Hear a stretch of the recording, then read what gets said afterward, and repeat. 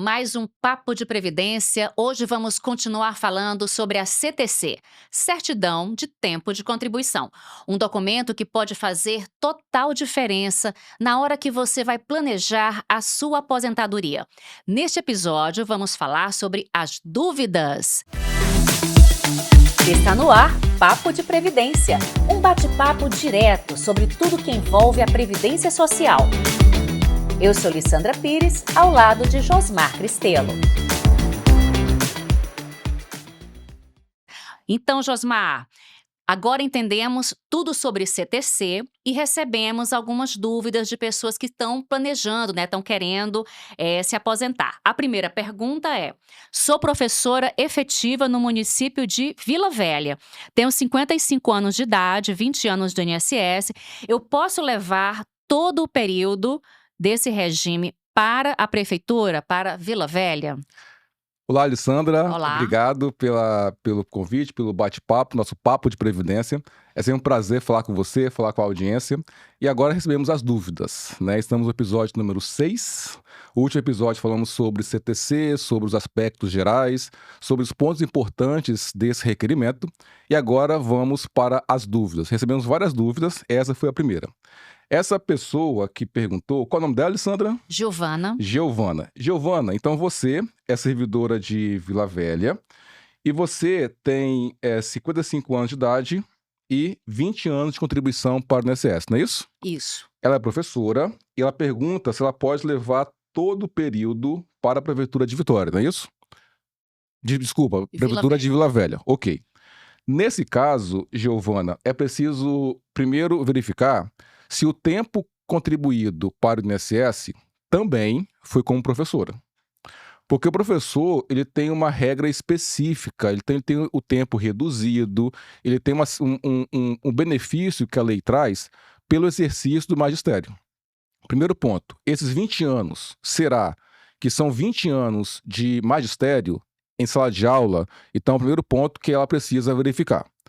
Se a resposta for negativa, ela precisa também verificar quais são os períodos que ela contribuiu como professora.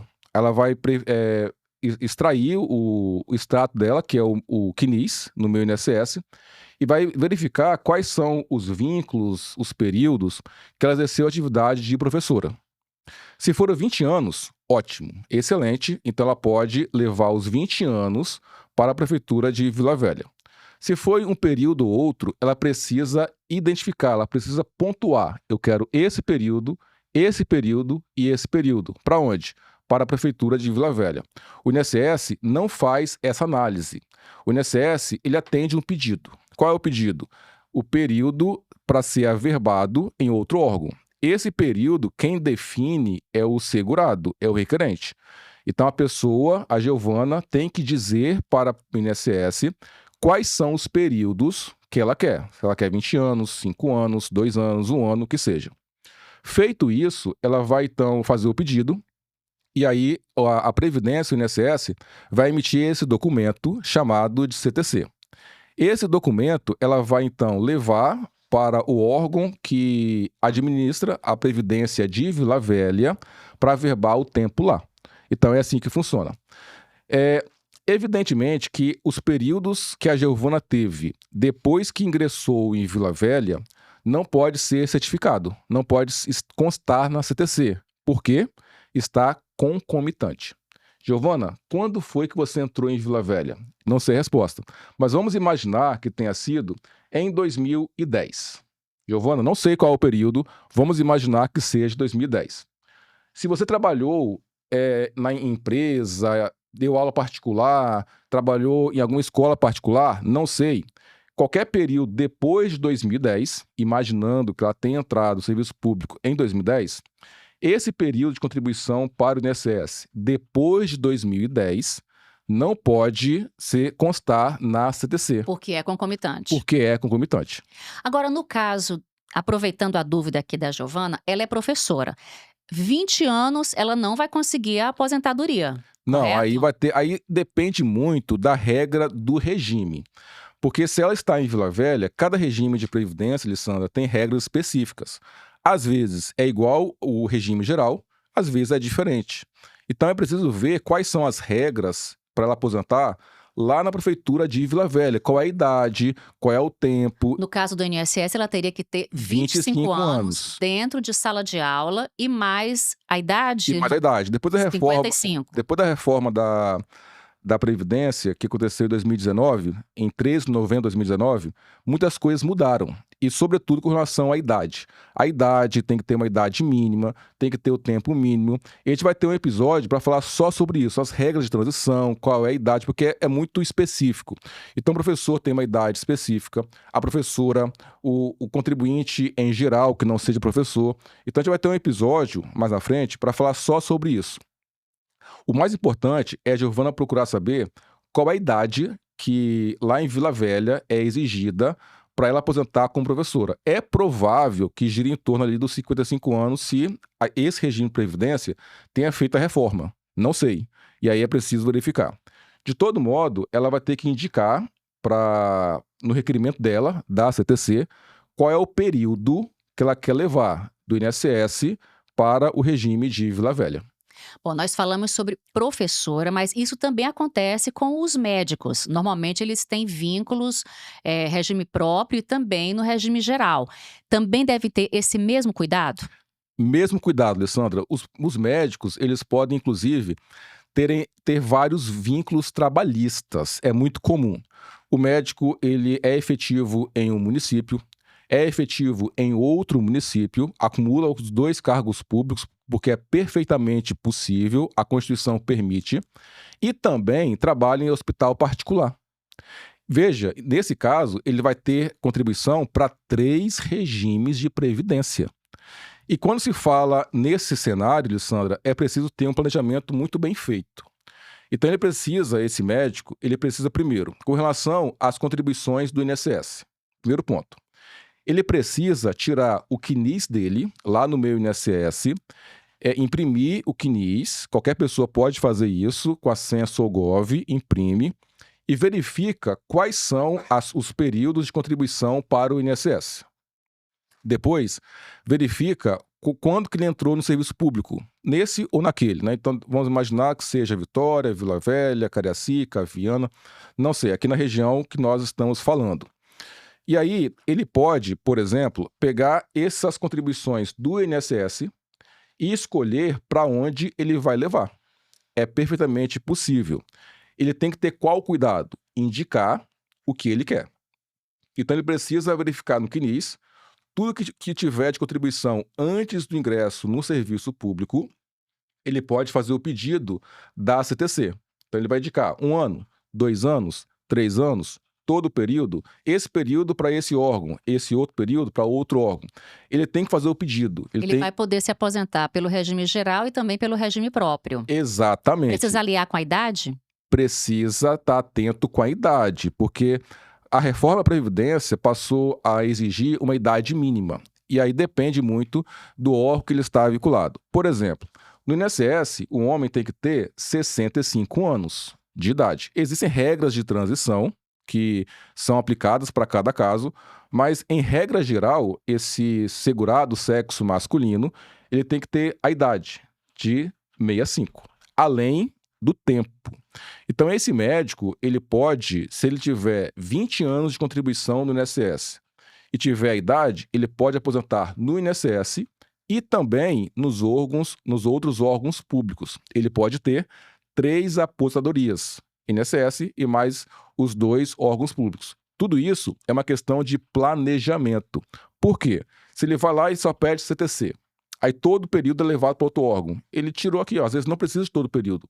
Ele precisa só de 1 ano, 2 anos ou menos. Então é uma questão de planejamento, ele tem que analisar o CNIS dele para pontuar o que ele quer e deixar na Previdência o que não precisa, levar para outro órgão, e se for o caso, aposentar também no INSS.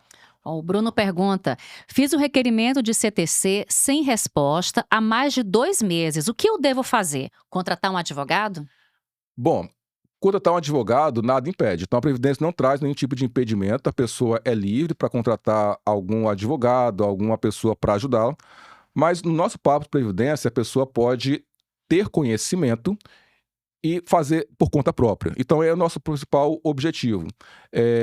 A gente aqui bater um papo sobre a Previdência, a pessoa ouve e pode tomar ações, tomar atitudes e fazer requerimentos por conta própria. Nesse caso, se a pessoa fez o requerimento, geralmente a Lei 8.213, todas as nossas respostas aqui, Alessandra, estão baseadas em legislação, em instruções normativas. A gente tem a principal norma, que é a Constituição Federal de 88, que fala sobre a Seguridade. Depois, a Lei 8.213, que fala dos benefícios da Previdência Social. Essa lei ela é regulamentada por um decreto, que é o Decreto 3.048, que traz com mais detalhes aquilo que a lei não prevê. E, por fim, a Instrução Normativa 128, de 2022. Então, todas as respostas que nós damos e pontuamos, esclarecemos, estão baseadas nesses atos normativos.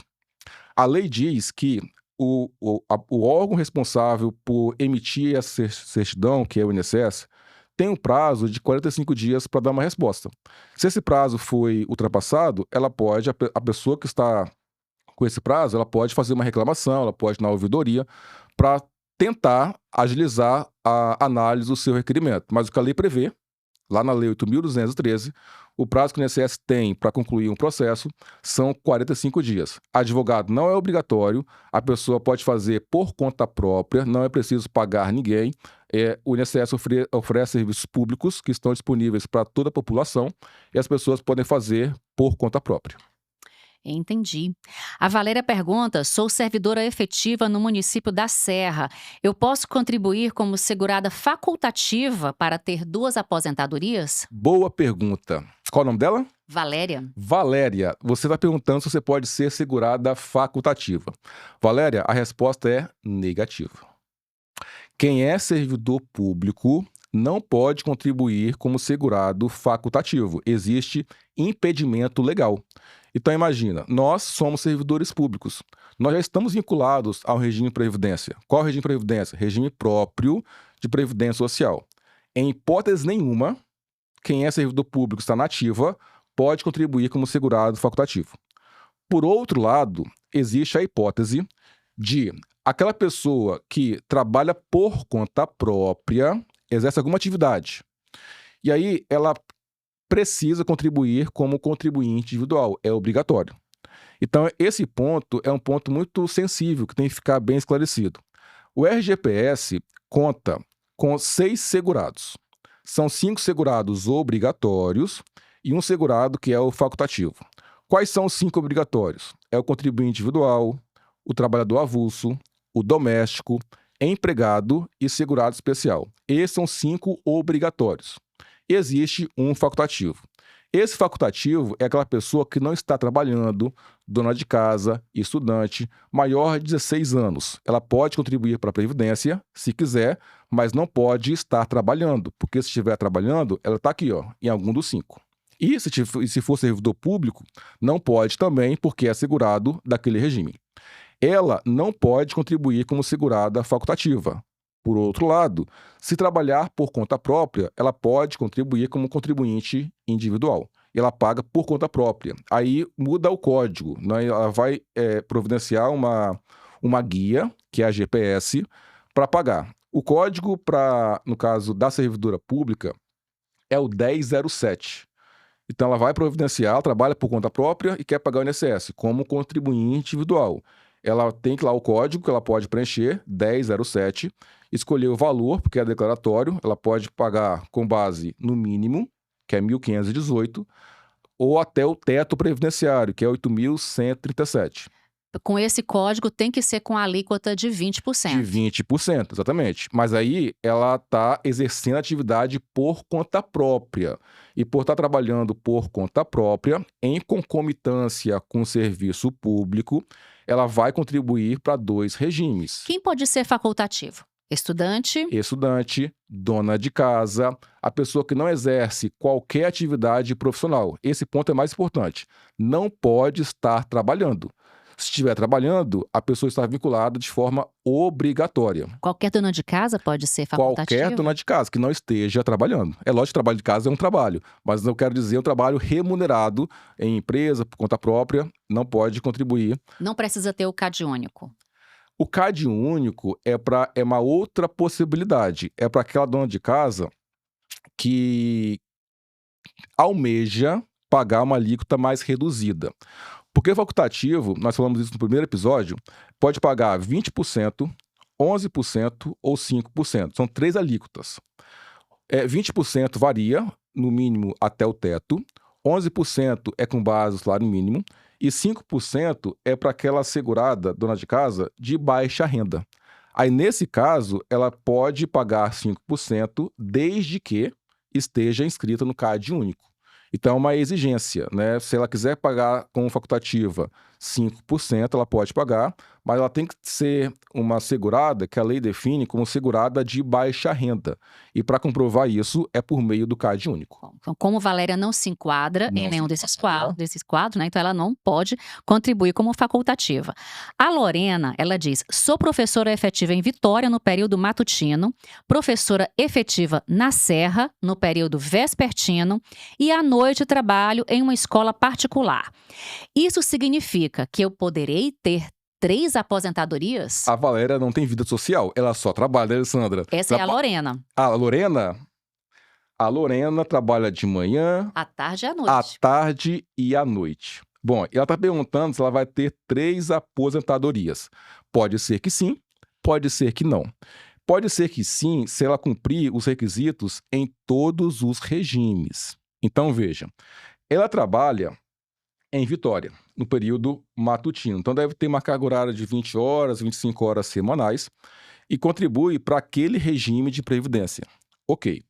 À tarde, ela é efetiva no município da Serra. Deve ter também essa carga horária, né, de 20, 25 horas e contribui para o regime da Serra. E à noite, ela trabalha em escola particular. Em escola particular, ela contribui para qual regime? Regime Geral de Previdência Social, RGPS. Nesse caso, ela tem, então, 2 regimes próprios de Previdência Social, Vitória e Serra, e também o terceiro, que é o Regime Geral de Previdência Social. Ela está perguntando, eu vou poder aposentar em 3 regimes? Pode ser que sim, se ela cumprir todos os requisitos. Aqui no INSS, no RGPS, por exemplo, que é o órgão que administra o Regime Geral de Previdência Social, ela vai ter que ter 62 anos de idade, no mínimo, e 15 anos de contribuição. E aí, se ela cumprir esse requisito no RGPS, ela vai aposentar.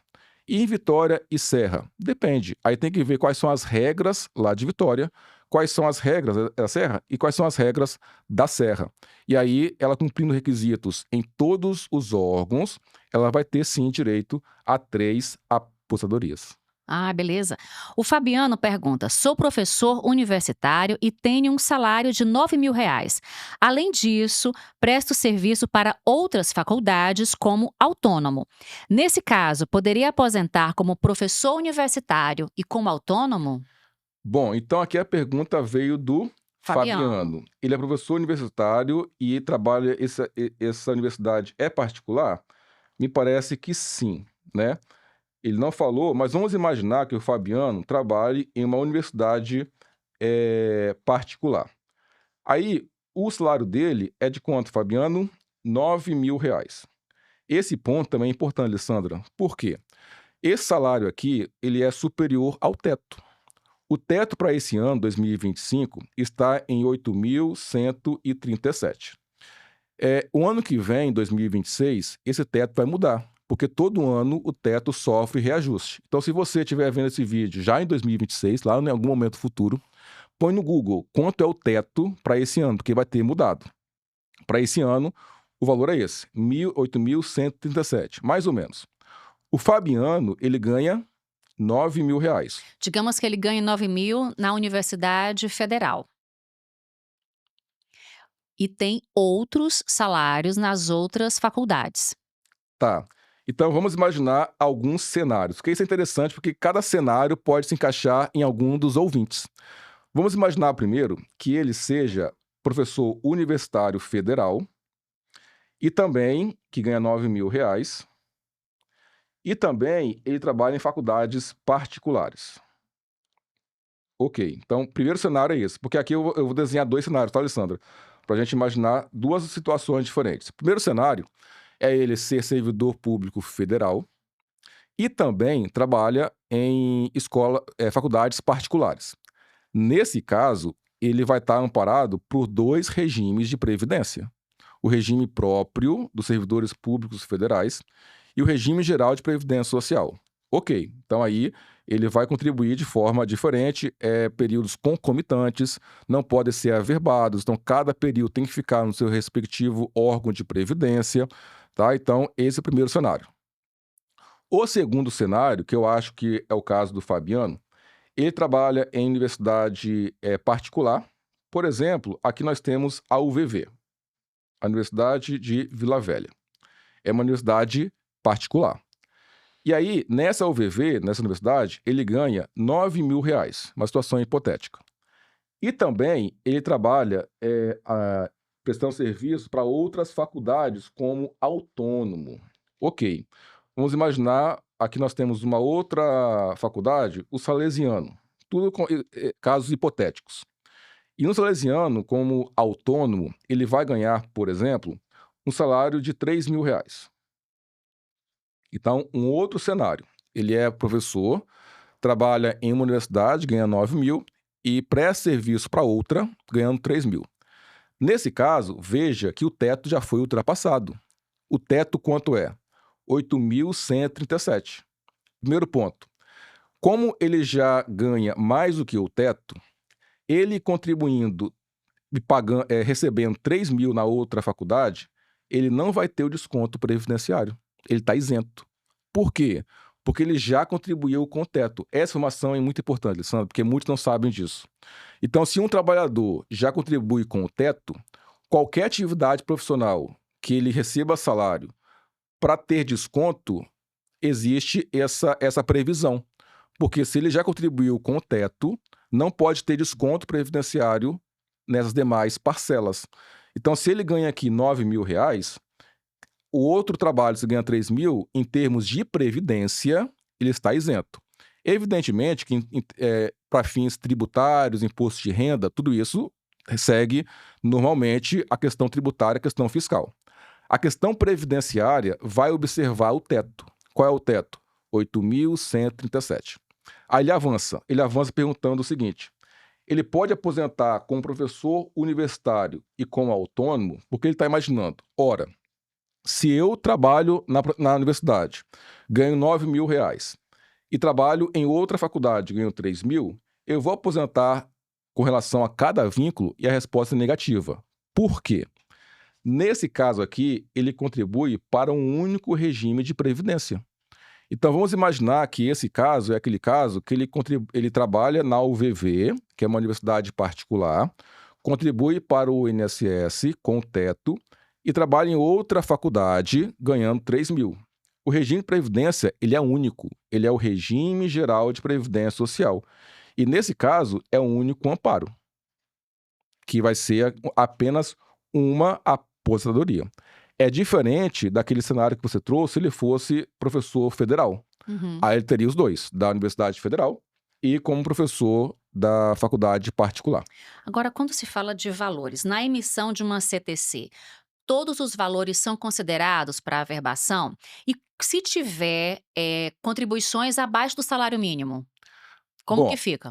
aí são 2 situações diferentes. Uma é se todas as contribuições são válidas, outra é se houver contribuição abaixo do mínimo.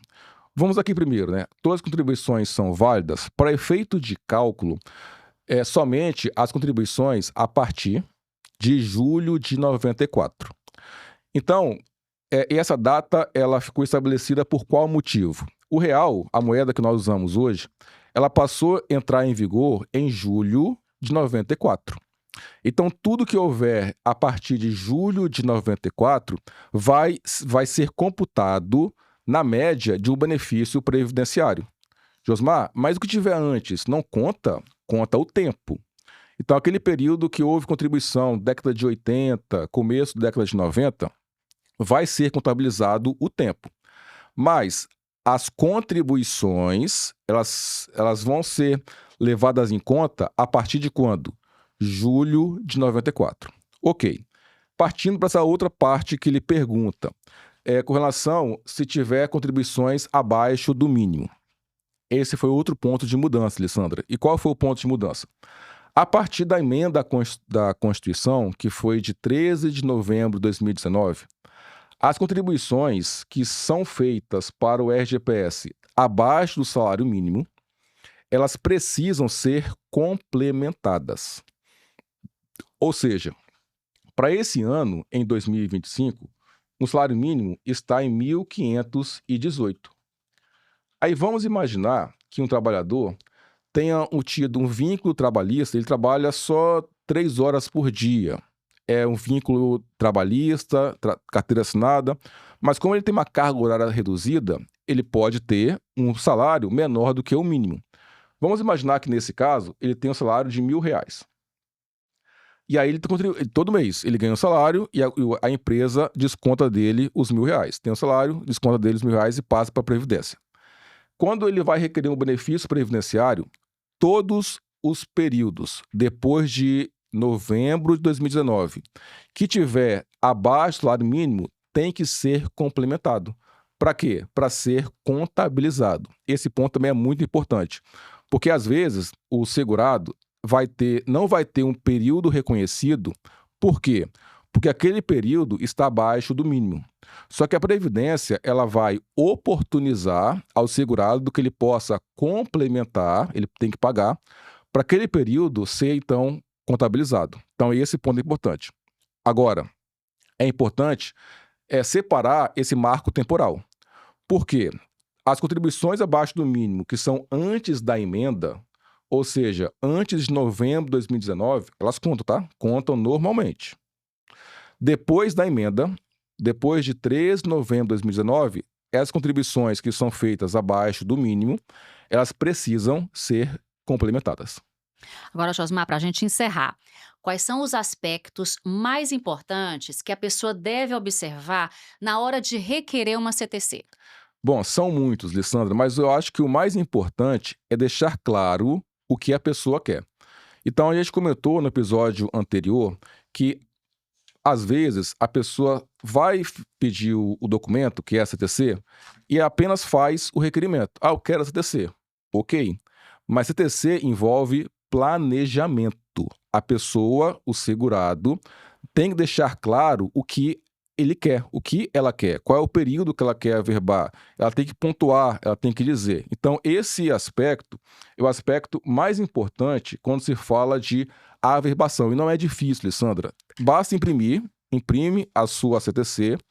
Às vezes a gente recebe muita dúvida de professores, como é que faz o pedido. Imprime o CNIS. Imprime o extrato do CNIS, Imprime o extrato do CNIS. Eu falei CTC, né? É CNIS. Imprime o extrato do CNIS e analisa qual é o período que você tem. Depois de feito isso, pontua o que você quer levar. Esse e esse, e faz o pedido, e faz o requerimento, deixa claro o que você quer. Esse ponto é o ponto mais sensível, quando se faz o requerimento de CTC, porque CTC envolve planejamento. A pessoa tem que planejar o tempo que ela quer levar para outro órgão. Muito bem. E assim chega ao fim mais um episódio do Papo de Previdência. Ficou ainda alguma dúvida? Não esqueça de assistir o episódio anterior para você esclarecer todas as dúvidas sobre CTC. Obrigada, Josmar. E lembra sempre, gente, a informação é o primeiro passo para que a gente possa garantir os nossos direitos no futuro. Obrigada pela companhia, obrigada, professor Josmar, e até o próximo episódio. Você ouviu Papo de Previdência. Até a próxima!